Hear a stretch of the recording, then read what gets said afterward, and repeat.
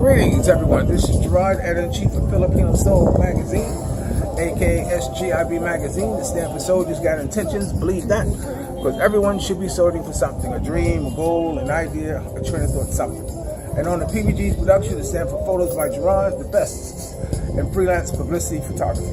Well, I am in Ayala, Philippines, and I know you guys are on your way to being buried under snow. But there's something else I'm going to tell you what's happening here in the Philippines. We are in the midst of a typhoon. To kind of give you an idea of what a typhoon can do, I don't know how well you can see the pictures, but you can see how it's devastating communities here in the Philippines. And the wind's blowing, so it's hard for me to kind of hold it up there. And you can see people are being displaced, homeless, because of the destruction that the typhoon has been doing.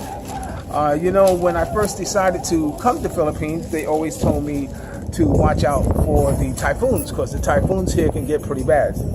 But you know, the funny thing is, I always thought, well, you know, the three little pigs. You know, hey, if you build your house out of straw, it's going to get blown down.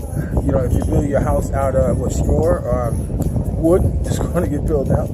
But if you build your house out of bricks, it's not going to get blown down. So that was the consideration I thought about where I was going to live, to make sure that whatever structure I lived in, that it would be able to sustain typhoons. But fortunately, here in the Ayala where I am, the typhoon hasn't hit. In some parts of Cebu where I lived in, it has. And as a result, transportation has come to a standstill. Schools have been closed, and etc. But before I get into the news, let me tell you how good God has worked in my life. You know, when I went to New York, I've been wearing these glasses here for a long time. Some of you know this is my style. This is Oakley's. This is like the only kind of style I wear. In fact, when I went back to New York, I went to looking for a pair. I contacted Oakley's. These are called darts. They no longer have darts.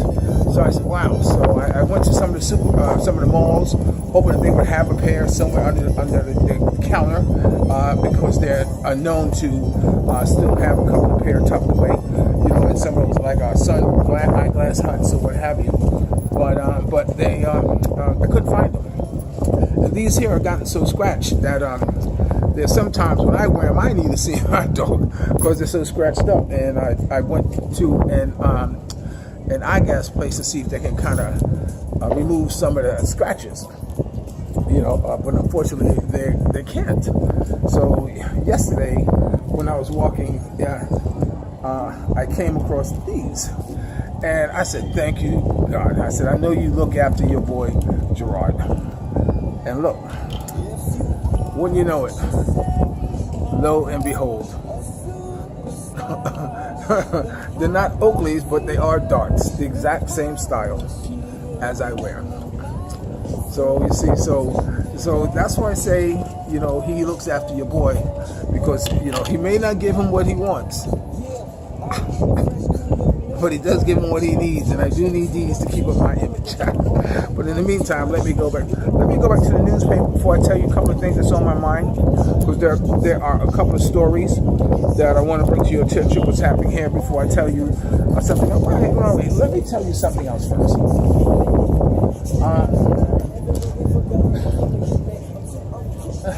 No, let's go to the paper. Let's stay on course, because I want to share a couple of things with you. Because you know,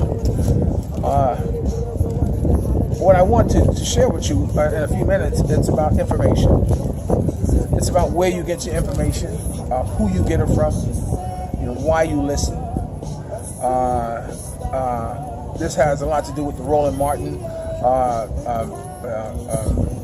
I think it's called News One or something like that, being about ready to leave the air, and black media and etc.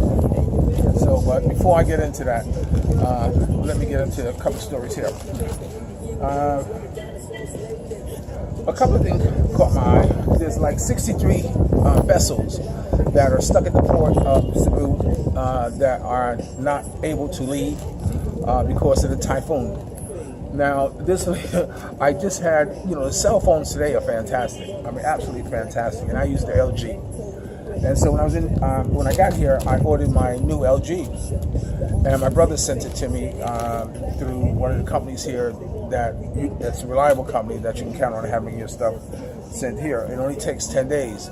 But unfortunately, because of the typhoon, it hasn't left the United States yet. It's still sitting there. So I'm waiting on pins and needles for it because I'm having difficulty with my two LGs that I'm having now. So I'm replacing them. So I can't wait to get my hands on them. You know, I used to travel around, first of all, with, the standard 35 millimeter with all the lenses and all that stuff.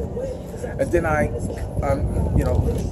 reduced my camera down to the Canon PowerShot. You know, the PowerShot was, I think it was a G5 or G something like that, the PowerShot. And it was excellent because it gave me the DVD and also gave me great pictures. So I was able to get everything I wanted from the PowerShot. Plus I could just carry it in my pocket, one pocket, just pull it out and give me everything I need. So I was really impressed with the digital quality of that camera.